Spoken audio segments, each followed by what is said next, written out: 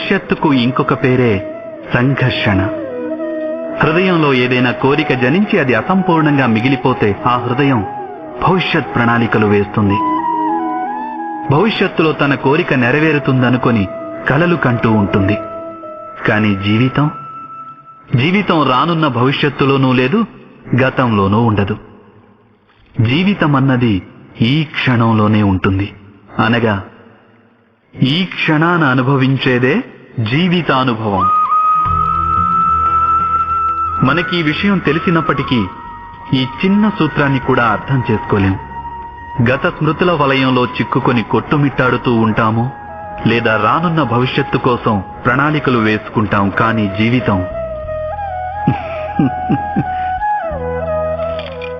జీవితం గడిచిపోతుంది. ఈ సత్యం మన మనస్సులో నాటుకుపోవాలి.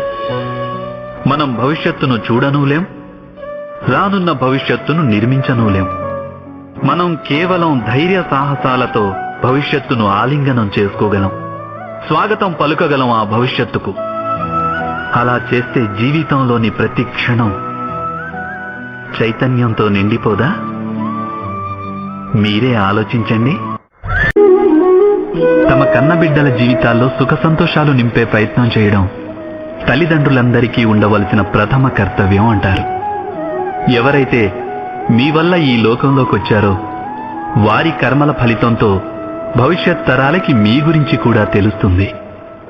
అందుకే వారి సుఖ సంతోషాల కోసం ప్రణాళికలు వేయటం కంటే ఉత్తమమైనది ఇంకేముంటుంది? అయితే సుఖం ఇంకా భద్రత, ఈ రెండు మానవుల కర్మ ఫలితాలు కావంటారా?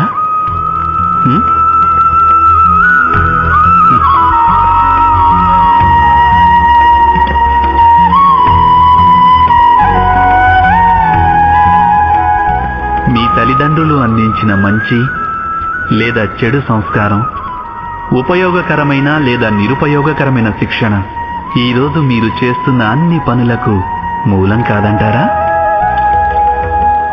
సంస్కారం, శిక్షణలతోనే మనిషి వ్యక్తిత్వం రూపుదిద్దుకుంటుంది. అనగా తమ సంతానం యొక్క వ్యక్తిత్వాన్ని తల్లిదండ్రులు ఎలా అయితే మలుస్తారో సంతానానికి అలాంటి భవిష్యత్తే ప్రాప్తిస్తుంది. అయినా చాలా మంది తల్లిదండ్రులు తమ సంతానానికి భవిష్యత్తులో భద్రతను చేకూర్చే ప్రయత్నంలో వారి వ్యక్తిత్వ వికాస బాధ్యతను మరచేపోతుంటారు. తల్లిదండ్రులు తమ సంతానం భవిష్యత్తు బాగుండాలని మాత్రమే కోరుకుంటే ఆ సంతానానికి ఎటువంటి ప్రయోజనమూ కలుగదు. అయితే తమ సంతానాన్ని ప్రేమించే తల్లిదండ్రులు వారి భవిష్యత్తుకి కాక వారి వ్యక్తిత్వానికి పునాదులు వేస్తే ఆ సంతానానికి యావత్ లోకం ప్రశంసలందిస్తుంది.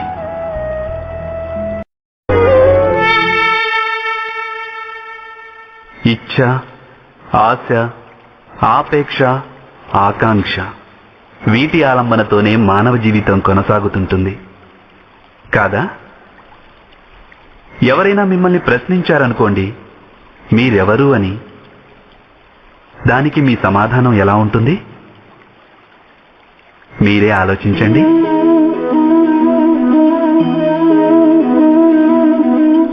మీకు వెంటనే స్పష్టమవుతుంది మీ ఇచ్ఛలే మీ జీవితం గురించి వ్యాఖ్యానిస్తాయని. ఆశించింది పొందాక లభించే సఫలత లేదా దానిని కోల్పోయాక మిగిలే విఫలత, ఇదే మీ అస్తిత్వం. కొందరి జీవితాలు ఎలా ఉంటాయంటే వాళ్ళు లోపల కృంగి కృషించిపోతుంటారు. ఎందుకంటే వాళ్ళు తమ ఇచ్ఛలని చంపుకోలేకపోతారు. ఇచ్ఛలు వాళ్ళని ఎలా నిర్దేశిస్తాయంటే మృగతృష్ణ కోసం మృగాల్లా పరుగులు తీస్తుంటారు. అయినప్పటికీ ఈ ఐహిక ఇచ్ఛల గర్భమే జ్ఞానామృతాన్ని కూడా ప్రసాదిస్తుంది. ఎలా అంటే ఇచ్ఛలు అసంపూర్ణంగా ఉన్నా, నెరవేరకున్నా అప్పుడు అక్కడి నుంచే జ్ఞాన కిరణాలు ఉత్పన్నమవుతాయి మానవుల అంతరాత్మలో. కాదు, ఈ కథలో ఉన్నది కేవలం ఇచ్ఛల నడుమ సంఘర్షణ కాదు, హృదయాల్లోని ఆకాంక్షల వైరుధ్యం ద్వారా ఉత్పన్నమయ్యే భయానక రక్తపాతమూ కాదు. ఈ కథాసారం గాఢాంధకారమైన గర్భం నుంచి ఉదయిస్తున్న జ్ఞానజ్యోతి.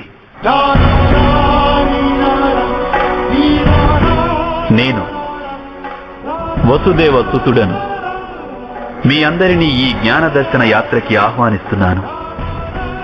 ఇందులో జీవన మర్మం తెలుస్తుంది, మానవ ధర్మమేమిటో తెలుస్తుంది, బురదలో నుంచి లేచి కమలమై వికసించే మార్గం తెలుస్తుంది.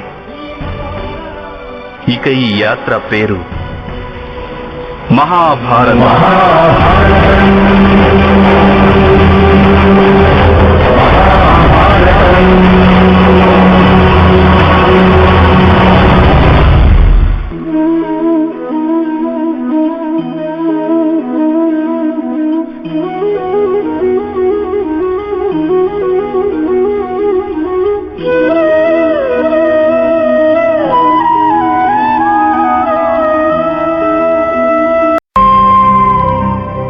ప్రతి మనిషి జీవితంలో ఇలాంటి సందర్భం తప్పకుండా వస్తుంది. వారి స్వప్నాలు, వారి ఆకాంక్షలు, వారి ఆశయాలు స్తంభించిపోతాయి. వారి ఆశా సౌధాలన్నీ చిన్నాభిన్నమైపోతాయి. ఒకవైపు ధర్మం ఉంటుంది, ఇంకోవైపు సుఖం ఉంటుంది. దీనినే ధర్మ సంకటం అని అంటారు. ధర్మాన్ని ఆచరించడమే సంకటంగా మారి ధర్మాన్ని త్యజించడమే సుఖాన్నిస్తుంది. మీరే ఆలోచించండి. ఒక్కోసారి తన వాళ్ళకే విరుద్ధంగా సత్యం పలికే అవసరం ఏర్పడవచ్చు. ఒక్కొక్కసారి ధనార్జన చేయాలనుకున్న వారికి సులువుగా ఇతరుల ధనం దొంగిలించే మార్గం కనపడవచ్చు. అప్పుడే ఒక శక్తివంతుడైన రాజ్యాధినేత లేదా ఒక రాజ్యాధికారిలో దాగున్న అధర్మం అనేది బయటపడుతుంది. ప్రతి ఒక్కరి జీవితంలో ఇలాంటి పరిస్థితులు ఏర్పడుతూనే ఉంటాయి. చాలా మంది ఇలాంటి పరిస్థితిని తమకేర్పడిన ధర్మ సంకటమని గుర్తించలేరు. వారి జీవితంలో సంఘర్షణ ఉన్నట్లు వారికి ఏమాత్రం తెలియదు. ఒక ఈగ చక్కెర వైపు ఆకర్షింపబడినట్లు ఇలాంటి వారు కూడా అప్రయత్నంగా సుఖాల వైపు ఆకర్షింపబడతారు. వాస్తవానికి ధర్మ సంకట క్షణాలని ఈశ్వరుణ్ణి దర్శించే క్షణాలనుకోవాలి. మనం సంఘర్షణల్ని చూసి భయభ్రాంతులం కాకుండా, సుఖాలకి ఆకర్షితులం కాకుండా మన ధర్మంపై దృఢంగా నిలిస్తే ఆ ఈశ్వరుడి సాక్షాత్కారం అసాధ్యం కాదు.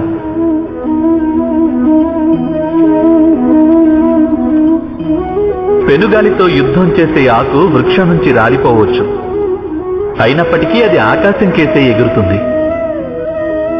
పెనుగాలికి వాలిపోయే గడ్డి అక్కడే భూమి మీదే ఉండిపోతుంది. అనగా ధర్మ సంకటం నుంచి మనం సంకటాన్ని తొలగించేస్తే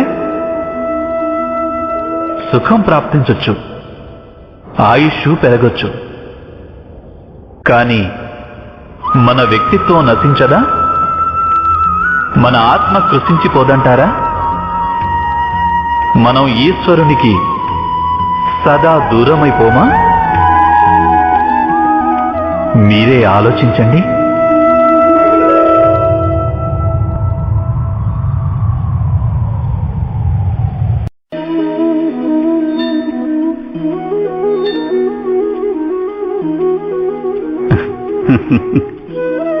మనిషికి ఎప్పుడైనా ఒక సంకట స్థితి వచ్చిందనుకోండి, మనిషి ఈశ్వరునికి ప్రార్థన చేస్తాడు. ఈశ్వరుణ్ణి ప్రార్థించి యాచిస్తాడు తన ఈ సంకట స్థితి నుంచి బయటపడాలని. కానీ ఈ ప్రార్థన యొక్క వాస్తవ రూపం ఏమిటి? ఇది మనం ఎప్పుడైనా ఆలోచించామా? ప్రార్థన అర్థం ఏమిటంటే, తనకున్న అన్ని సంశయాలు, సకల చింతలు, తనకున్న సంకల్ప వికల్పాలు, తన ప్రణాళికలన్నింటినీ ఈశ్వరుని చరణాలపై ఉంచేయడం. అనగా తన కర్మ ఫలితం ఎలా ఉంటుందోననేది ఆలోచించకుండా ధర్మానుసారం కర్మను చేయడం. ఈశ్వరేచ్ఛను సదా తన కర్తవ్యంగా భావించడం. ఇదే కదా ప్రార్థనంటే. కానీ ఈశ్వరేచ్ఛను అర్థం చేసుకోగలగడం సంభవమేనంటారా? అదేమిటో మన కర్మ ఫలితాలను బట్టి సర్వదా ప్రకటితమవుతూనే ఉంటుంది. అయితే ఒకవేళ ఎవరైనా కర్మని త్యజించాలనుకుంటే అది ప్రార్థనేనంటారా? వాస్తవానికి కర్మాచరణే జీవితం.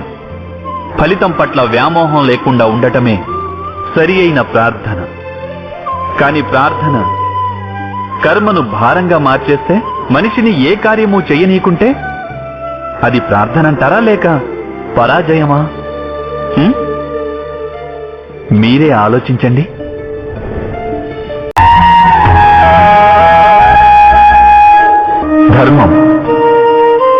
ధర్మం గురించి ప్రతి ఒక్కరూ ఆలోచిస్తారు. కొందరు తమకు సంబంధించిన ధర్మం గురించి అయితే, ఇంకొందరు ఇతరులకి సంబంధించిన ధర్మం గురించి. ఇతరుల అధర్మాలను గురించిన చర్చలు జరుగుతూనే ఉంటాయి.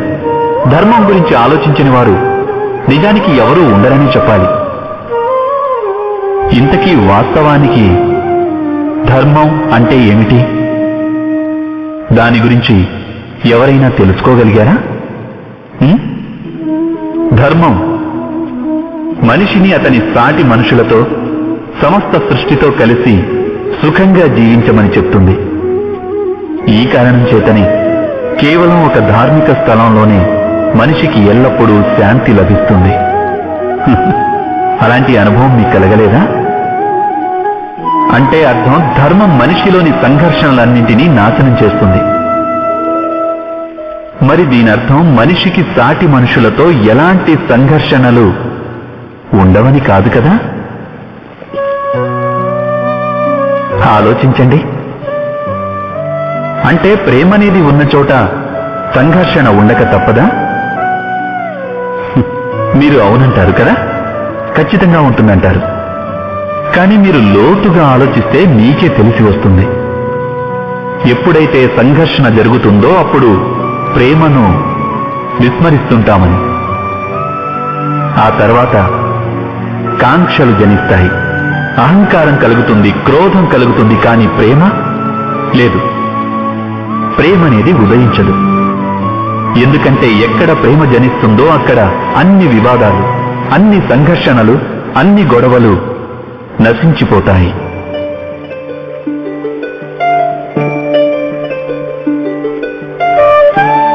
ఒకవేళ ఇటువంటి ప్రేమ సమస్త లోకం పట్ల ఏర్పడితే, కేవలం మానవులపైనే కాదు, పశుపక్షాదుల మీద, గడ్డిపోచ మీద కూడా ఒకవేళ ఎవరికైనా హృదయంలో ప్రేమనేది ఉంటే, ఇక క్రోధానికి కారణం ఏదైనా ఉంటుందంటారా?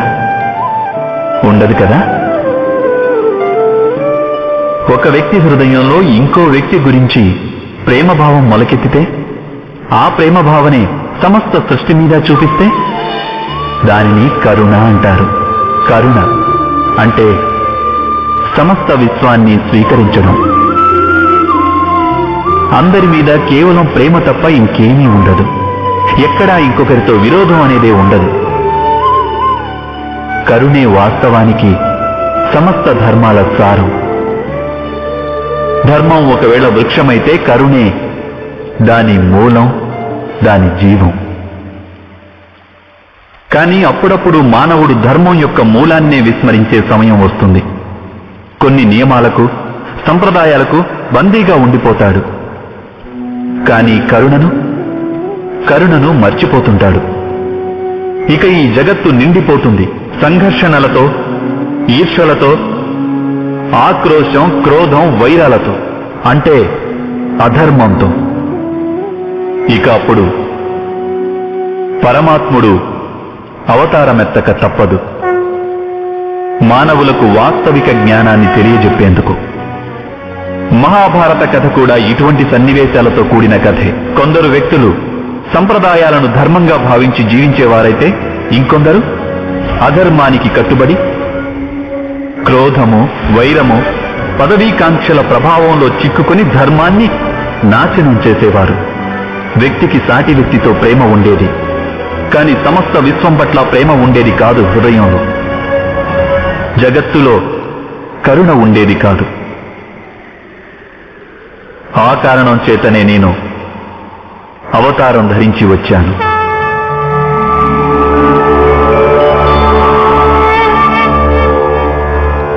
పరిత్రాణాయ సాధూనాం, సాధువులకు ముక్తినిచ్చేందుకు, వినాశాయ చ దుష్కృతాం, పాపకార్యాలు చేసేవారిని నాశనం చేసేందుకు. ధర్మ సంస్థాపనార్థాయ, ధర్మాన్ని స్థాపించడం కోసం నేను వసుదేవ సుతుడను ప్రవేశిస్తున్నాను ఈ మహాభారతమనే గాథలోకి.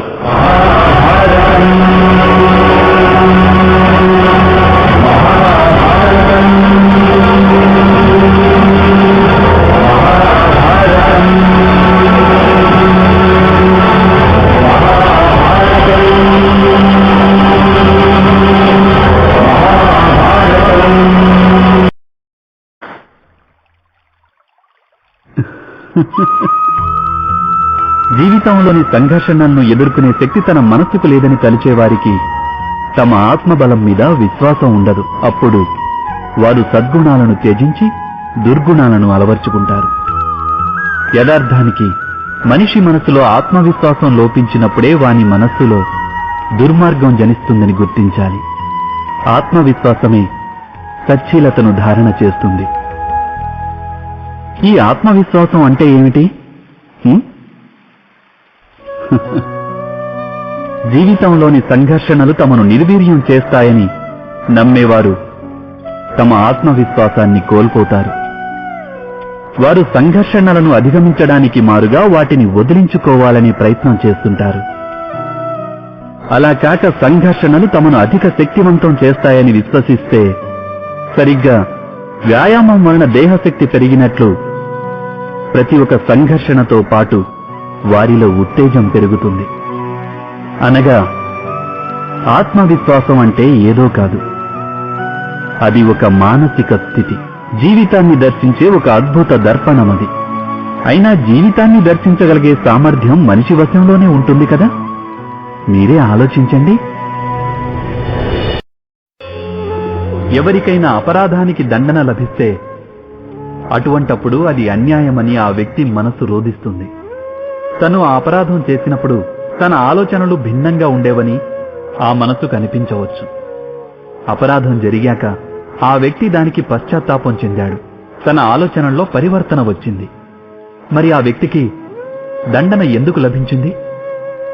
నిజానికి ఒక చర్య జరిగిందంటే దానికి ప్రతిచర్య కూడా అనివార్యం. కర్మానుసారమే ఫలితం ఉంటుంది. ఇంకొకరికి ప్రేమ పంచితే సుఖం ప్రాప్తిస్తుంది. ఇంకొకరిని హత్య చేస్తే మృత్యుదండన లభిస్తుంది. చేసిన కార్యాన్ని బట్టే న్యాయం కూడా. అయితే మరి ప్రాయశ్చిత్తానికి పశ్చాత్తాపానికి విలువే లేదంటారా? ఉంది, అవశ్యం విలువ ఉంది. ప్రాయశ్చిత్తం పశ్చాత్తాపం వలన మనిషికి ఆత్మబలం పెరుగుతుంది. రానున్న దండనను స్వీకరించడానికి మనిషి మనసును ఆయత్తం చేస్తుంది. అయితే ప్రాయశ్చిత్తం లేకుండా దండనను స్వీకరించడంలో ఫలితం ఉంటుందా? మీరే ఆలోచించండి.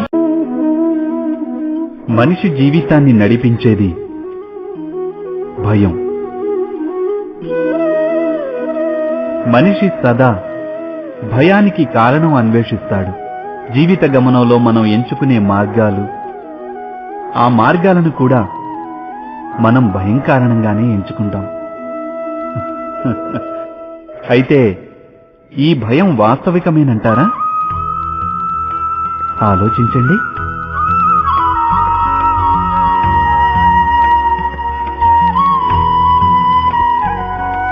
భవిష్యత్తులో తనకు ఏదైనా ఆపద వస్తుందన్న అనుమానమే భయం. కానీ భవిష్యత్తును నిర్దేశించేదెవరు? అది మన చేతుల్లోనో లేక మన ప్రత్యర్థుల చేతుల్లోనో ఉండదు. భవిష్యత్తు ఈశ్వరాధీనంలోనే ఉంటుంది. అయితే ఎవరైనా మీకు హాని తలపెట్టాలనుకొని ఏదైనా ప్రణాళిక వేసుకుంటే వారి వల్ల వాస్తవంగా హాని జరుగుతుందని చెప్పగలరా? లేదు. కానీ భయంతో నిండి ఉన్న మనసు మనకు ఎక్కువ హానికరమవుతుంది. ఇది సత్యం కాదంటారా?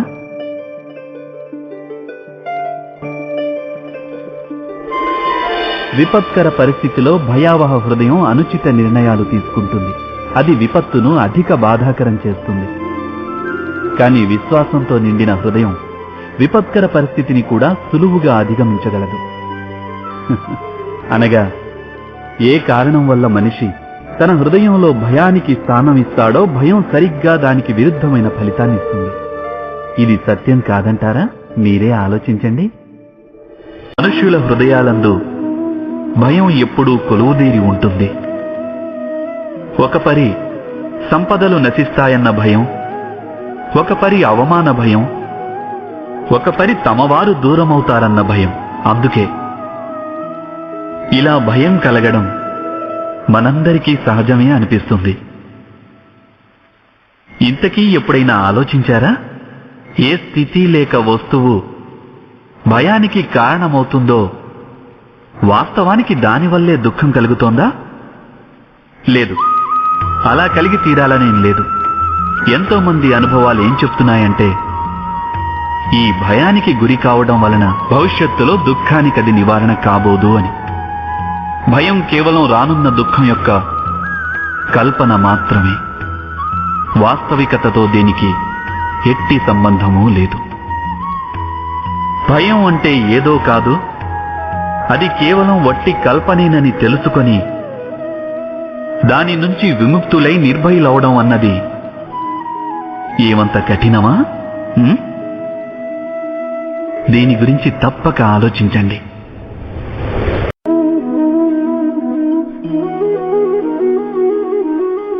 ఈ జగత్తులో ప్రతి వ్యక్తికి ఏదో ఒక విధమైన బలహీనత తప్పక ఉంటుంది. ఎలాగంటే ఒకడు బహువేగంగా పరిగెత్తలేకుంటే మరొకడు అధిక భారం మోయలేకపోవచ్చు. ఒకడు చికిత్స లేని రోగంతో బాధపడుతుంటే ఇంకొకడు పఠించిన పాఠాలను జ్ఞాపకం ఉంచుకోలేకపోవచ్చు. ఇలాంటి ఉదాహరణలు అనేకానేకం ఉన్నాయి. జీవితంలో సర్వము ప్రాప్తించినవాడు ఎవరినైనా మీరు ఎరుగుదురా? కానీ మనం జీవితాంతం ఒక్క బలహీనతను జీవితానికి కేంద్రంగా భావిస్తుంటాం. ఈ కారణం వలనే హృదయంలో దుఃఖం ఇంకా అసంతృప్తి సదా ఉంటాయి. దౌర్బల్యం అనేది మనుషుల జన్మతఃనో లేక ప్రమాదవశానో ఏర్పడుతుంది. కానీ ఆ దౌర్బల్యాన్ని చాలా మంది మనుషులు తమ పరిధిగా భావిస్తారు. కానీ కొందరు వ్యక్తులు ఇలా కూడా ఉంటారు. వారు తమ పురుషార్థంతోనూ శ్రమతోనూ వారిలోని దౌర్బల్యాన్ని పరాజితం చేస్తారు. మరి వారికి ఇతరులకి ఉన్న భేదం ఏమిటి? ఇదెప్పుడైనా మీరు ఆలోచించారా?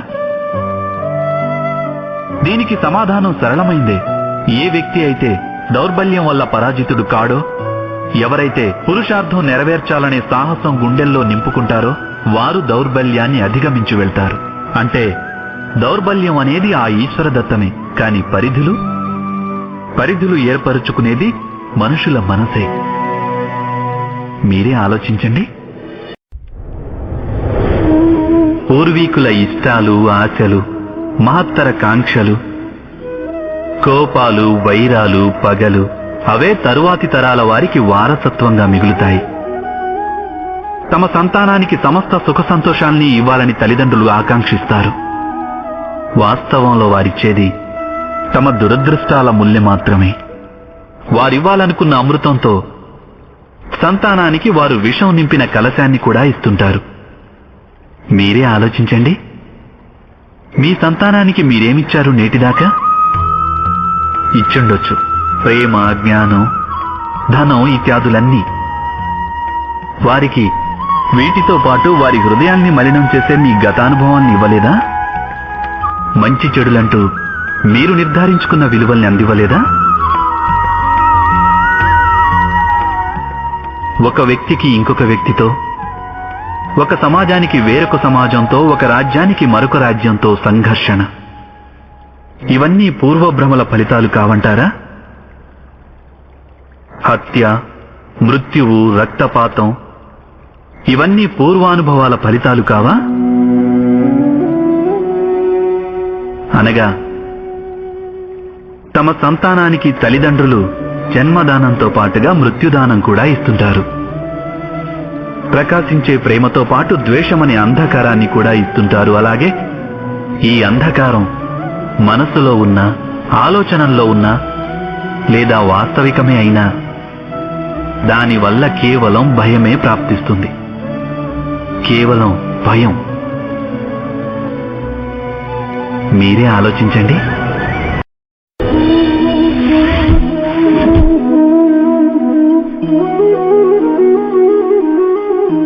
శ్రేష్ఠత అంటే అర్థం ఏమిటి? శ్రేష్ఠత అంటే అర్థం ఇతరుల కంటే ఎక్కువ జ్ఞానం సంపాదించడం. అనగా మనం ఎంత నేర్చుకున్నాము అన్న విషయం అంత ప్రధానం కాదు. ప్రధానమైనది ఏమిటంటే సంపాదించిన జ్ఞానం ఇతరుల కంటే ఎంత అధికమనేది. అనగా శ్రేష్ఠత పట్ల ఇచ్ఛ జ్ఞానప్రాప్తిని కూడా ఒక పోటీగా మార్చేస్తుంది. ఇక పోటీలో విజయానికి ముగింపు ఎప్పుడొస్తుంది?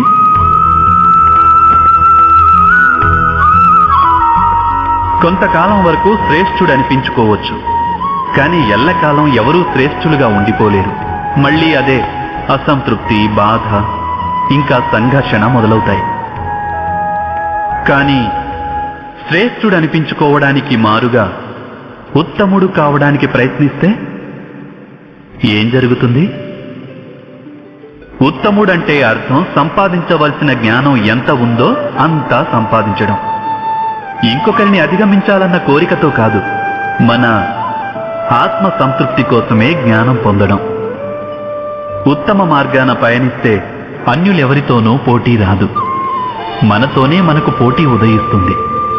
అనగా ఉత్తములు కావాలని ప్రయత్నించే వారికి ఎప్పటికైనా కావలసిన జ్ఞానం ప్రాప్తిస్తుంది. ఏ ప్రయత్నమూ లేకుండానే వారు శ్రేష్ఠులనిపించుకుంటారు. కానీ శ్రేష్ఠుడనిపించుకోవాలని ప్రయత్నించేవారు శ్రేష్ఠులు కావచ్చు, కాకపోవచ్చు. ఉత్తములు మాత్రం ఎప్పటికీ కాలేరు.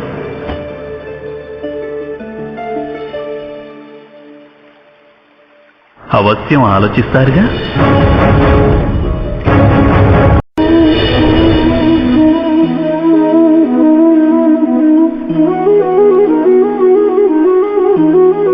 ఒకే గురువు దగ్గర విద్యాభ్యాసం చేసే శిష్యులందరూ ఒకే విధంగా జ్ఞానాన్ని సంపాదించలేకపోతుంటారు. శిష్యులందరూ గురువు మాట నిజంగా వింటున్నట్టు కనిపిస్తారు, గురువుని పూజిస్తున్నట్టు కనిపిస్తారు. కానీ వారు సమానంగా విద్యను మాత్రం పొందలేరు. ఇలా ఎందుకు జరుగుతుందని మీరు ఎప్పుడైనా ఆలోచించారా? సత్యం ఏమిటంటే, సరి అయిన విద్య పొందలేని శిష్యులు అంకిత భావం ఉన్నట్టు నటిస్తారు. కానీ అంకిత భావానికి నిజమైన అర్థం ఏమిటో వారు తెలుసుకోలేరు. గురువు చరణాలకు పూజలు చేస్తుంటారు, అయినా గురువు ఆదేశాన్ని మన్నించినంత మాత్రాన అంకిత భావం సిద్ధిస్తుందా? లేదు. గురువు పట్ల శిష్యునికి ఎటువంటి సందేహము కలగకపోవటమే నిజమైన అంకిత భావం. గురువు తమను ఆదేశించడానికి ముందే శిష్యులు ఆ ఆదేశాన్ని పూర్తి చేయడం. గురువు గారి ఆలోచనలతో శిష్యుల ఆలోచనలు కూడా మమేకం కావడం. శిష్యుడు ఎప్పుడైతే తన గురువులో బ్రహ్మ, విష్ణు, మహేశ్వరుడు వీరి రూపం చూడగలడో అప్పుడే వాని అంకిత భావం రుజువవుతుంది. అంకిత భావం అంటే ఏదో ఒక పని చేయడం కాదు. అంకిత భావం హృదయంలో కలిగే భావన, ఒక మానసిక స్థితి మాత్రమే. అనగా మన అజ్ఞానానికి దోషం కేవలం మన మనస్సుది కాదా? మీరే ఆలోచించండి.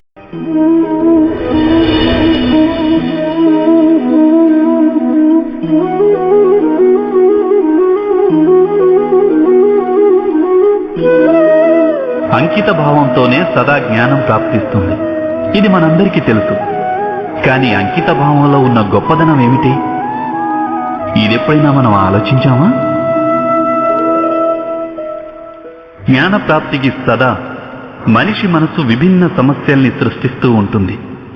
ఒకసారి ఇతర విద్యార్థుల పట్ల ఈర్ష్య కలిగిస్తుంది, ఇంకొకసారి నేర్చుకున్న పాఠాలలో సందేహాలు కలిగిస్తుంది, మరొకసారి గురువు వేసిన శిక్ష వలన మనసును అహంకారంతో నింపేస్తుంది. కాదా? ఇలా జరగదంటారా? ఎవరికి తెలుసు ఎన్ని రకాల ఆలోచనలు మనస్సును కలవరపెడతాయో? మనస్సులో కలిగే ఇటువంటి అనిశ్చిత స్థితి కారణంగా మనం జ్ఞానాన్ని పొందలేకపోతుంటాం. మనసుకు నిశ్చల స్థితి కేవలం అంకిత భావంతోనే వస్తుంది. అంకిత భావం అహంకారాన్ని నాశనం చేస్తుంది. ఈర్ష, వ్యామోహం వంటి భావనలను దూరం చేసి హృదయాన్ని శాంతింపజేసి మనస్సుకు ఏకాగ్రతనిస్తుంది. వాస్తవానికి ఈశ్వరుని సృష్టిలో జ్ఞానానికి అవధి లేదు, జ్ఞానులకు లేదు. దత్తాత్రేయుల వారు ఆనాడు గోవు నుంచి, శునకం నుంచి కూడా జ్ఞానం సంపాదించారు.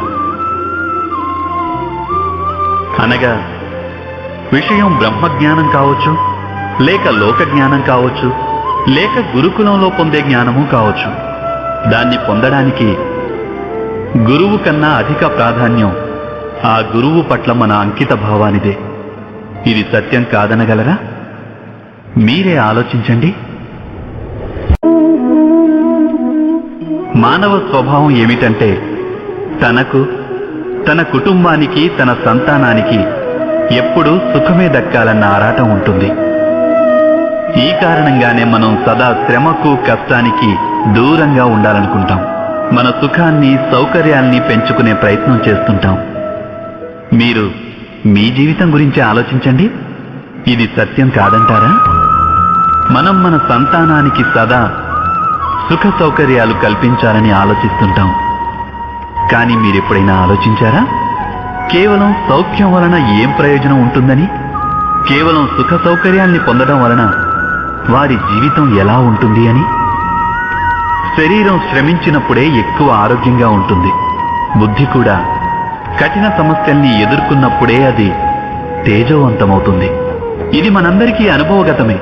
బహుశా మనం ఇది మరచిపోతుంటాం. మనస్సుకు, ఆత్మకు బాధలు వచ్చినప్పుడే అవి మరింత బలవర్ధకమవుతాయి. అనగా మనం మన సంతానాన్ని శ్రమకు, కష్టానికి దూరంగా ఉంచాలని ప్రయత్నించడం అంటే నిజానికి వారు సుఖపడే మార్గాన్ని మూసివేయడం కాదంటారా? మీరే ఆలోచించండి. ఈ జగత్తులో జన్మించే ప్రతి శిశువు ఎటువంటి గుణదోషాలు లేకుండా జన్మిస్తాడు. వాని అంతరాత్మలో ఎటువంటి సత్సంస్కార లక్షణాలు కానీ, దుస్సంస్కార లక్షణాలు గాని ఉండవు. అనగా జన్మతః పిల్లల్లో ఎటువంటి గుణాలు కానీ, దోషాలు కానీ ఉండవు. అయితే ఈ గుణదోషాలనేవి ఏ విధంగా ప్రాప్తిస్తాయంటారు? ఇది మనం ఎప్పుడైనా ఆలోచించామా? తమ తల్లిదండ్రుల నోట నిరంతరం వినే మాటల యొక్క ప్రభావమే వారి సంతానం యొక్క హృదయ సంస్కారాన్ని తీర్చిదిద్దుతుంది. ఎలాగంటే గ్రామంలోని నదికి వెళ్లే మార్గంలో జనం పదే పదే నడవటం వల్ల ఒక కాలిబాట ఏర్పడుతుంది. అనగా అమ్మా నాన్నల మనసులోని కోరికలే వారి సంతానానికున్న సంస్కారంలోని దోషం లేదా గుణమై ప్రతిఫలిస్తాయి. ఇది సత్యం కాదంటారా? అయినప్పటికీ తమ సంతానంలో ఏదైనా దోషం కనిపించినప్పుడు వారి తల్లిదండ్రులు ఆశ్చర్యంతో, దుఃఖంతో దిగ్భ్రాంతులవుతారు. వారి హృదయం వారిని నిలదీసి ప్రశ్నిస్తుంది, తమ సంతానానికి ఇంతటి కుసంస్కారం ఎలా వచ్చిందని. సత్యమేమిటంటే పిల్లల్లో తల్లిదండ్రులు అనాలోచితంగానే అయినా కుసంస్కార బీజాలని నాటుతుంటారు. అవి వారి పిల్లల మనోఫలకం మీద కుసంస్కార వృక్షాలై పెరుగుతాయి. అనగా తమ సంతానం సంస్కారవంతులుగాను, ధర్మబద్ధంగాను ఉండాలని ఆశించే ప్రతి తల్లి, తండ్రి ముందుగా తమ మనసులోని కోరికలను నియంత్రించుకోవడం అనివార్యం కాదంటారా?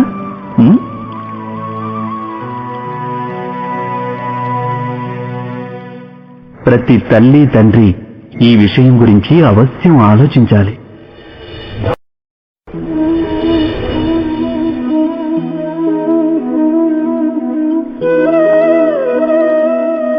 అధికార దాహం అందరి హృదయాల్లోనూ ఆవరించి ఉంటుంది. ప్రతి వ్యక్తి తనదంటూ ఒక రాజ్యాన్ని నిర్మించుకోవాలని ప్రయత్నిస్తుంటాడు. అయితే ఆ రాజ్యం కురురాజ్యమంత పెద్దది కావచ్చు, లేకపోతే కుటుంబానికే పరిమితం కావచ్చు. తన అధికారాన్ని పొందే ప్రయత్నం మాత్రం అవశ్యం చేస్తాడు. అయితే అధికారానికున్న వాస్తవిక రూపం ఏమిటి? ఇదెప్పుడైనా మీరు ఆలోచించారా? ఒక మనిషి ఎంతమంది జీవితాలను ప్రభావితం చేయగలడో, ఎంతమంది జీవితాలలోని స్వేచ్ఛను అతను నియంత్రించగలడో అంత ఎక్కువ అధికారాన్ని అనుభవిస్తాడతను.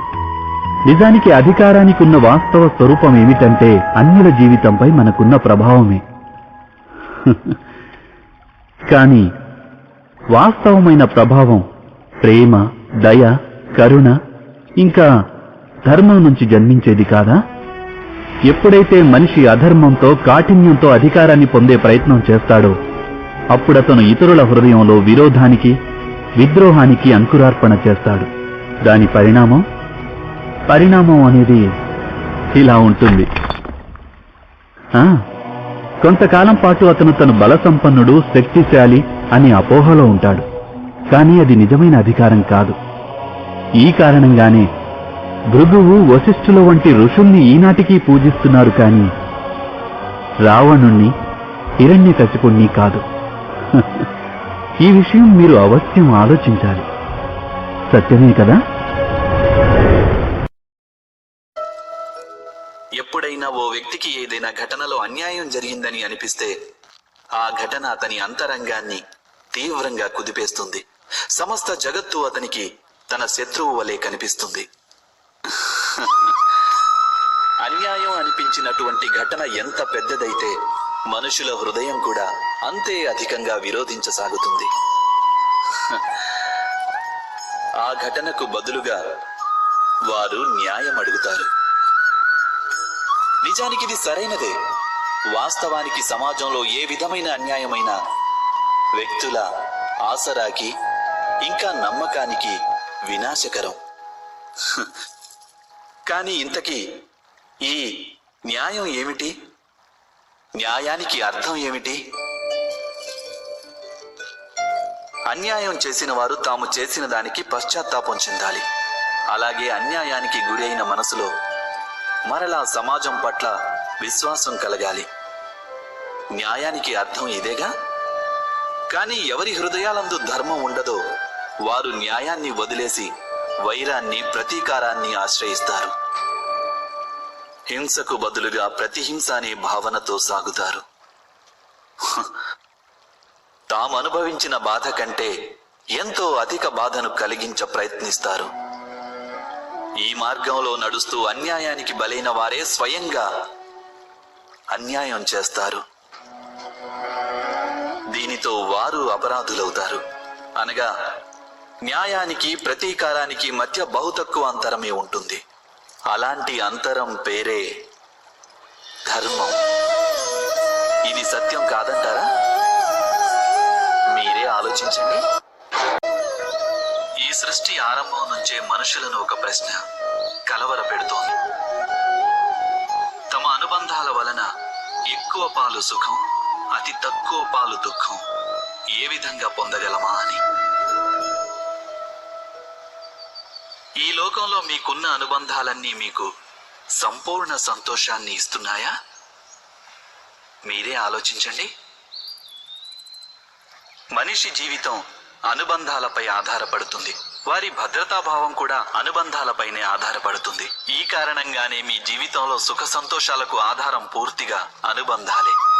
అలా అయినప్పటికీ మీకు ఈ అనుబంధాల మూలంగా అత్యధికంగా దుఃఖం ఎందుకు ప్రాప్తిస్తున్నది? సదా అలా సంఘర్షణలు సైతం అనుబంధాల మూలంగానే ఎందుకు ఉత్పన్నమవుతుంటాయి? ఎప్పుడైనా ఆలోచించారా? ఎవరైనా ఒక వ్యక్తి మరో వ్యక్తి ఆలోచనల్ని కానీ పనుల్ని కానీ స్వీకరించలేనప్పుడు అతను ఆ వ్యక్తిలో మార్పు తీసుకురావాలని ప్రయత్నం చేస్తాడు. అందుకే సంఘర్షణ మొదలవుతుంది. అనగా తిరస్కారం ఎంత ఎక్కువ అవుతుందో సంఘర్షణ అంత అధికమవుతుంది. అలాగే ఆమోదం అధికమైతే ఆనందం కూడా అధికంగా ఉంటుంది. ఇది వాస్తవం కాదంటారా? ఓ మనిషి స్వయంగా తన అపేక్షలపై అంకుశం పెట్టి తన అంతరంగాన్ని పరిశీలించి ఇంకెవరో వ్యక్తిలో మార్పు తీసుకొచ్చే ప్రయత్నం మాని స్వయంగా తన ఎదలో పరివర్తన తీసుకొచ్చే ప్రయత్నం చేస్తే అతనికి అనుబంధాల మూలంగా సంతోషాన్ని పొందడం అంత కఠినం కాదుగా. అనగా ఆమోదమే మన అనుబంధాలకు నిర్వచనం కాదంటారా? మీరే ఆలోచించండి. జీవితంలోని ప్రతి క్షణము నిర్ణయాల మీద ఆధారపడి ఉంటుంది. ప్రతి ఒక్క అడుగులోనూ రెండవ అడుగు గురించిన నిర్ణయం తీసుకోవలసి వస్తుంది. ఇక నిర్ణయం తన ప్రభావాన్ని వదిలే వెళ్తుంది. నేడు తీసుకున్న నిర్ణయం భవిష్యత్తులో సుఖానికో లేక దుఃఖానికో కారణమవుతుంది. కేవలం తనకే కాదిది, తనతో పాటు తన కుటుంబానికి అలాగే రానున్న తరతరాలకు కూడా. ఏదైనా ఒక సందిగ్ధత ఏర్పడితే అప్పుడు మనసు వ్యాకులమవుతుంది, అతలాకుతలమైపోతుంది. నిర్ణయించుకున్న ఆ క్షణం యుద్ధమే అవుతుంది, ఇంకా మనసు రణభూమిగా మారిపోతుంది. సాధారణంగా నిర్ణయాలు మనం సందిగ్ధతను నశింపజేయడానికి కాక కేవలం మనసును శాంతింపజేయడానికే తీసుకుంటాం. అన్నట్టు ఎవరైనా పరిగెడుతూ భోజనం చేయగలరా? చేయలేరు. అయితే యుద్ధానికై ఉర్రూతలూగే మనసు ఏదైనా సరైన నిర్ణయం తీసుకోగలుగుతుందా? వాస్తవానికి శాంత మనస్థితిలో ఏదైనా నిర్ణయం తీసుకున్నప్పుడు అది తమ కోసం సుఖమయ భవిష్యత్తును నిర్మిస్తుంది. కానీ తమ మనసును శాంతింపజేసుకోవడానికి ఏదో నిర్ణయం తీసుకున్నప్పుడు ఆ వ్యక్తి భవిష్యత్తులో తన కోసం కంటకభరితమైన వృక్షాన్ని నాటినట్లే. మీరే ఆలోచించండి. నిర్ణయాలు తీసుకునే క్షణాన మనం సాధారణంగా ఇంకొకరి సలహా, సూచన, బుద్ధి లేదా సానుభూతి మీద ఆధారపడుతూ ఉంటాం. అలాగే మన భవిష్యత్ జీవితం మనం ఈరోజు తీసుకునే నిర్ణయంపై ఆధారపడి ఉంటుంది. అయితే ఇక మన భవిష్యత్తు ఎవరో అన్యుల సానుభూతి, ఎవరో అన్యుల సలహాల పర్యవసానమేనా? అలాగే మానవ జీవితం ఎవరో అన్యుల బుద్ధి యొక్క పరిణామమేనా? ఈ విషయం మనం ఎప్పుడైనా ఆలోచించామా? ఇది మనందరికీ తెలిసిందే కదా. ఒకే పరిస్థితిలో వేరువేరు వ్యక్తులు వేరువేరుగా ఆలోచిస్తుంటారు. దేవాలయంలో నిలబడ్డ భక్తుడు దానం చెయ్యాలనుకుంటాడు, కానీ ఒక దొంగ అవకాశం దొరికితే దేవుడి నగలు దొంగిలించాలి అనుకుంటాడు. మనసులో ధర్మమున్నవారు ధర్మబద్ధమైన సలహా ఇస్తారు. ఇక మనసులో అధర్మం ఉన్నవారు అధర్మ మార్గం చూపిస్తారు. ధర్మబద్ధమైన సలహా స్వీకరించినప్పుడే మనిషికి సుఖశాంతులు లభిస్తాయి. కానీ ధర్మబద్ధమైన సలహాలు స్వీకరించి ఆచరించాలంటే ఏ వ్యక్తికైనా మనసులో ధర్మం ఉండాలి. అనగా ఇతరుల నుంచి సూచనలు కానీ సలహాలు కానీ స్వీకరించే ముందు మీ హృదయాలలో ధర్మాన్ని ప్రతిష్ఠించుకోవాలి. ఇది యథార్థం కాదా? మీరే ఆలోచించండి. ఎప్పుడూ తండ్రి తన పుత్రుడు సుఖపడాలనే కోరుకుంటాడు. వాని భవిష్యత్తు గురించే నిరంతరం చింతిస్తూ ఉంటాడు. ఈ కారణం వలనే బహుశా తన సంతానం యొక్క భవిష్యత్తుకు మార్గాన్ని స్వయంగా తనే నిశ్చయించే ప్రయత్నం చేస్తూ ఉంటాడు. తండ్రి తాను ఏ మార్గాన నడిచాడో, ఏ మార్గంలోని సంకట పరిస్థితులను స్వయంగా చూశాడో, ఏ మార్గంలోని వెలుగు నీడల్ని స్వయంగా చూసి తెలుసుకున్నాడో అదే మార్గంలో తన పుత్రుని కూడా నడవమంటాడు. ఈ కోరికే ఉంటుంది ప్రతి తండ్రికి. నిస్సందేహంగా ఉత్తమ భావనే ఇది. అయితే ఈ ప్రశ్నల గురించి కొంచెం ఆలోచించడం మనం మరచిపోతుంటాం. ఏమిటా ప్రశ్నలు? మొదటి ప్రశ్న, కాలంతో పాటు ప్రతి మార్గంలోనూ మార్పులు రావంటారా? అలాగే కాలంతో పాటు కొత్త పరిస్థితులు ఎదుర్కోరంటారా? మరి గతించిపోయిన కాలం నాటి అనుభవాలు కొత్త తరానికి ఎలా ఉపయోగపడతాయి? రెండవ ప్రశ్న, పిల్లలకు తమ తల్లిదండ్రుల నుంచే అన్నీ లభిస్తాయంటారా? సంతానానికి సంస్కారం నేర్పేది వారి తల్లిదండ్రులే, కానీ మనసులోని సమతుల్యం ఈశ్వరుడిస్తాడు. ఏ మార్గంలోనైతే తండ్రికి సాఫల్యం లభించిందో అదే మార్గంలో నడిచే వారి సంతానానికి సుఖము సాఫల్యము లభిస్తాయని విశ్వసించగలరా? చివరి ప్రశ్న, జీవితంలో ఎదురయ్యే సంఘర్షణలు సవాళ్ల వలన ప్రయోజనం లేదంటారా? ప్రతి ఒక్క కొత్త ప్రశ్న కొత్త సమాధానానికి తెరతీయదంటారా? అయితే మరి సంతానాన్ని కొత్త కొత్త ప్రశ్నలు, సంఘర్షణలు, సవాళ్లకు దూరంగా ఉంచడం, దీన్ని వారికి మంచి చేయడం అంటారా లేక హాని చేయడం అంటారా? అనగా ఏ ప్రకారంగా సంతానం యొక్క భవిష్యత్తును నిర్మించడానికి మారుగా వారి వ్యక్తిత్వానికి రూపుదిద్దడం శ్రేష్టమో, అదే విధంగా సంతానం యొక్క జీవిత మార్గాన్ని నిశ్చయించడానికి మారుగా వారికి కొత్త కొత్త సంఘర్షణలు ఎదుర్కొనడానికి మనోబలం, విజ్ఞత అందించడం ఎక్కువ ప్రయోజనకరం కాదంటారా? మీరే ఆలోచించండి. శకునాలు పూర్వ అనుభవాల మీద ఆధారపడి మనం భవిష్యత్తులో సుఖదుఖాల గురించి ఆలోచిస్తుంటాం.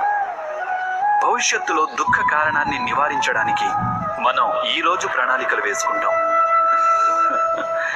అయితే రానున్న కష్టాలను ఈ రోజు నిర్మూలించడం వల్ల మనం పొందేది లాభమా లేక పొందేది నష్టమా? మనలో ఎప్పుడూ ఈ ప్రశ్న ఉదయించదు. యథార్థం చెప్పాలంటే సమస్యలు వాటి పరిష్కారం ఏకకాలంలో ఉద్భవిస్తాయి. వ్యక్తికైనా సరే, అలాగే ఈ సృష్టికైనా సరే. కాదా? మీరు మీ గత జీవితాన్ని గుర్తు చేసుకోండి, చరిత్రనే చూడండి. సమస్య ఉత్పన్నమయ్యే ప్రతి ఒక్క సందర్భంలోనూ ఆ సమస్యను పరిష్కరించగలిగే శక్తి ఉత్పన్నమవుతుందని తెలుస్తుంది. ఈ శక్తే సృష్టిని నడిపిస్తుంది. యథార్థానికి సమస్యలే శక్తి ఉద్భవించడానికి కారణాలవుతాయి. సమస్యను ఎదుర్కొన్న ప్రతి వ్యక్తి దాన్ని అధిగమించిన తరువాత పరిణామ క్రమంలో ముందడుగు వేస్తాడు. అతని బుద్ధి వికసిస్తుంది.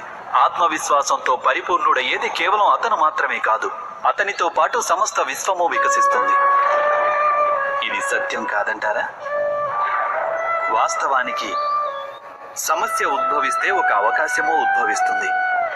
మనలో మార్పు తెచ్చుకునే అవకాశం, మన ఆలోచనల్లో పరిణతి తెచ్చుకునే అవకాశం, మన ఆత్మను శక్తివంతంగాను జ్ఞానభాండంగాను మార్చుకునే అవకాశం. దీనిని ఉపయోగించుకున్న వారికి ఎటువంటి సమస్యలు ఉండవు. కానీ ఉపయోగించుకొని వారికి వారు సమస్త విశ్వానికి ఒక సమస్య అవుతారు. మీరే ఆలోచించండి. సంప్రదాయంలో ధర్మం నివసిస్తుంది. అలాగే సంప్రదాయాలే ధర్మాన్ని పరిరక్షిస్తుంటాయన్నది సత్యమే. మరైతే కేవలం సంప్రదాయమే ధర్మమా? ఆలోచించండి. వాస్తవానికి ఈ పాషాణంలో శిల్పం దాగి ఉంది. అదే విధంగా సంప్రదాయంలో ధర్మం దాగి ఉంటుంది. పాషాణంలో శిల్పం ఉంది, కానీ పాషాణమే శిల్పం కాదు. శిల్పానికి ఆకృతినివ్వడానికి దాన్ని చెక్కవలసి ఉంటుంది. అనవసరమైన భాగాలను దూరం చేయక తప్పదు. సరిగ్గా అదే విధంగా సంప్రదాయంలో ధర్మాన్ని వెతికి పట్టుకోవాలి. అది ఎలాగంటే, ఇంద్ర పూజ అనే సంప్రదాయానికి దూరమై గోవర్ధన పూజ అనే ధర్మాన్ని అనుసరించకపోతే యాదవులకు తమ ముక్తి మార్గము లభించుండేది కాదు. అనగా సంప్రదాయాన్ని పూర్తిగా విడనాడేవారు ధర్మానికి దూరం అవుతుంటారు. అలాగే సంప్రదాయాన్ని గుడ్డిగా అనుసరించే వారికి కూడా ధర్మ మార్గం ప్రాప్తించడం దుర్లభం. హంసకు నీరక్షీర న్యాయం తెలుసు అంటారు. పాలలో కలిసిన నీటిని వేరు చేసి కేవలం పాలనే గ్రహిస్తుంది హంస. అయితే సరైన ధర్మాన్ని తెలుసుకోవాలంటే హృదయంలో జ్ఞానం వల్ల ప్రాప్తించిన వివేకం అవసరం కాదంటారా? ఇక అటువంటి వివేకం లేనప్పుడు దేనినైతే ధర్మమని నమ్ముతారో అది వాస్తవంగా ధర్మం కాకపోవచ్చు.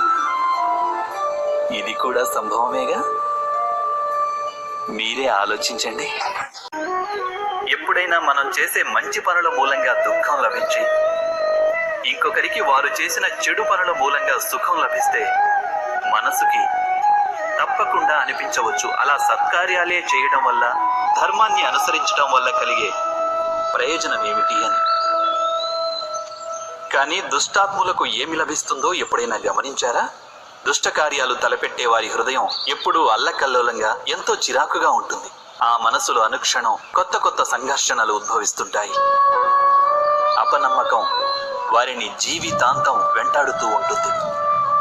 ఇదే నా సుఖం అంటే?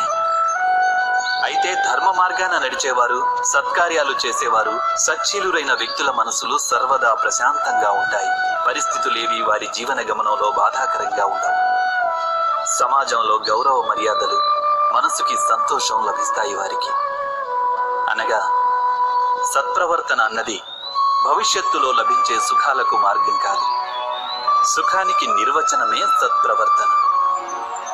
అదేవిధంగా దుష్ప్రవర్తన అన్నది భవిష్యత్తులో ఎదురయ్యే దుఃఖాలకు మార్గం కాదు. అధర్మం చేసిన క్షణమే అది దుఃఖాలను ఉత్పన్నం చేస్తుంది. ధర్మం ఆచరిస్తే సుఖం రాదు, ధర్మానికి మరో పేరే సుఖం. మనిషి జీవితాన్ని నడిపించేది భయం. మనిషి సదా భయానికి కారణం అన్వేషిస్తాడు. జీవిత గమనంలో మనం ఎంచుకునే మార్గాలు, ఆ మార్గాలను కూడా మనం భయం కారణంగానే ఎంచుకుంటాం. అయితే ఈ భయం వాస్తవికమేనంటారా? ఆలోచించండి.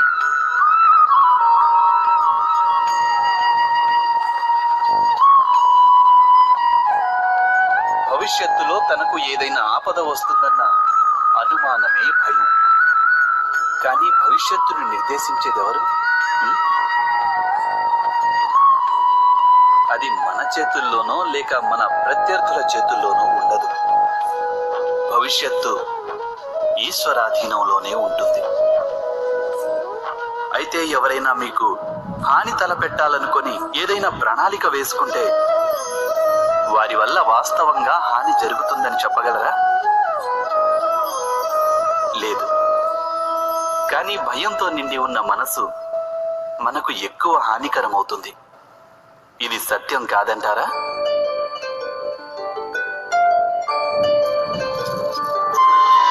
విపత్కర పరిస్థితిలో భయావహ హృదయం అనుచిత నిర్ణయాలు తీసుకుంటుంది. అది విపత్తును అధిక బాధాకరం చేస్తుంది. కానీ విశ్వాసంతో నిండిన హృదయం విపత్కర పరిస్థితిని కూడా సులువుగా అధిగమించగలదు. అనగా ఏ కారణం వల్ల మనిషి తన హృదయంలో భయానికి స్థానం ఇస్తాడో భయం సరిగ్గా దానికి విరుద్ధమైన ఫలితాన్ని ఇస్తుంది. ఇది సత్యం కాదంటారా? మీరే ఆలోచించండి.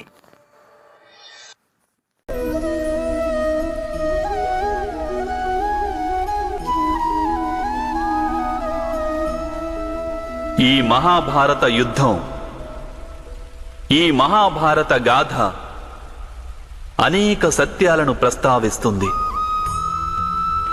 మహోన్నత సత్యం ఏమిటంటే వైవిధ్యము, భిన్నత్వమే అధర్మానికి మూలం. అయితే ఏకాత్మతయే ధర్మానికి ఆధారం. ఏ విధంగా?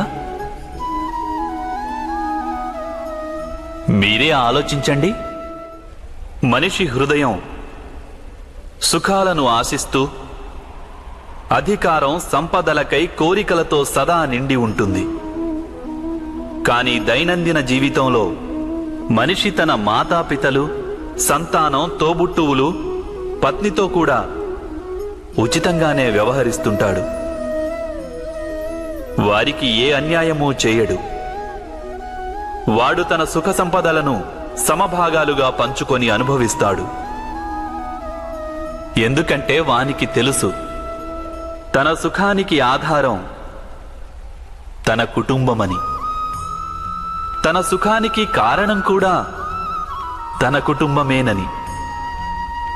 మనిషికి ఈ విషయమూ తెలుసు, తనకు సుఖం సమాజం నుండి లభిస్తోందని. కానీ వాడు సమాజానికి అన్యాయం చేస్తూనే ఉంటాడు. సమాజాన్ని నిత్యం ద్వేషిస్తుంటాడు. ఎందుకంటే వాడు తనకు సుఖం సమాజం నుండే లభిస్తుందని భావించడు. వాడు సమాజాన్ని సుఖానికి ఒక సాధనంగా భావిస్తాడు. భేదం ఏదైనా ఉంటే అది కారణంలో, సాధనంలో ఉంది. కానీ మనిషికి ఎప్పుడైతే బోధపడుతుందో ఈ సకల సృష్టి పరమాత్మ స్వరూపమని, ప్రతి జీవి పరమాత్మలోని అంశయని, అంటే ఎవరు పరాయి వారు కారని, అందరూ మనవారేనని, ఈ చరాచర సృష్టి అంతా మనదేనని, మన కుటుంబంలోని వారేనని, అప్పుడు క్రోధానికి కారణమే మిగలదు. వాని సంఘర్షణలు, వాని వైరాలు, వాని ప్రతీకారం నశించిపోతాయి. అంతరంగంలో పరమాత్మ, బాహ్యరంగంలో ఏకాత్మత. ఇదే ధర్మం యొక్క మూల సిద్ధాంతం. మహాభారత గాథ క్రోధం నుండి బోధనకు నడిపిస్తుంది. భిన్నత్వం నుండి ఏకాత్మత కేసి తీసుకువెళుతుంది. ఈ భూమిపై నివసిస్తున్న ప్రజలు ఎప్పటి వరకు ఈ మహాభారత గాథను తమ స్మృతులలో సజీవంగా నిలుపుకుంటారో అప్పటి వరకు ఇటువంటి విధ్వంసం మళ్లీ జరుగదు. ఎటువంటి శక్తి అయినా ఈ పుణ్యగాథా వస్త్రాలను హరించలేదు. ఈ యాత్రలో నాతో కలిసి పయనించిన వారిని నేను అభినందిస్తున్నాను. వారి హృదయంలో ధర్మానికి అంకురార్పణ జరిగింది. అక్కడ ధర్మ పుష్పాలు వికసించాయి. మీకు శుభం కలుగాలి, లోక కళ్యాణం జరగాలి. ఓం సహనా భవతు. సర్వేశ్వరుడు మనలను రక్షించుగాక. సహనౌ భునక్తు. మనమంతా కలిసి సుఖాలను పంచుకుందాం. సహవీర్యం కర్వావహే. పరస్పరం మనం లాభం కోసం పాటుపడదాం. తేజస్వి నావధీతమస్తు. మనందరి జీవితం తేజస్సుతో నిండిపోతుంది. మా విద్విషావహే. పరస్పరం ఏ ద్వేషం ఈర్ష్య ఉండరాదు. ఓం శాంతి శాంతి శాంతి.